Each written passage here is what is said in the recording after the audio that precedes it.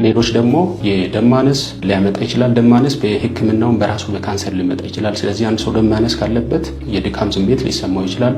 ሌሎች ደግሞ እንደ ህመም፣ ከፍተኛ ህመም ከህመም ጋር መኖር ወይም ደግሞ ለህመም ተብሎ የሚሰጡ መድኃኒቶችም ድካሙን ሊያባብሱ ይችላሉ።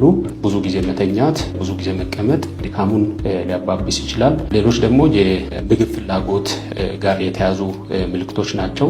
በአብዛኛው የካንሰር ታማሚዎች ላይ የሚታየው የምግብ ፍላጎት መቀነስ፣ ብዙ አለመብላት፣ ምግብ ማስጠላት፣ ማቅለሽለሽ፣ ማስታወክ፣ እነዚህ ምራቅ መብዛት፣ የአፍ አካባቢ መቁሰል ከራሱ ከበሽታው ጋር ተያይዞ ወይም ደግሞ ከሕክምናው ጋር ተያይዞ እነዚህ ነገሮች ስለሚኖሩ በእነዚህ ምክንያትም የድካም ስሜት አንድ ሰው ሊሰማው ይችላል። በተጨማሪም ደግሞ ተጨማሪ የጎንዮሽ ጉዳት ህመሞች ካለው አንድ ሰው ለምሳሌ የስኳር፣ የግፊት፣ የልብ በሽታ፣ የሳምባ ጋር የተያዙ ኬዞች ያለበት ሰው ድካሙ በከፍተኛ ሁኔታ ሊብስበት ይችላል።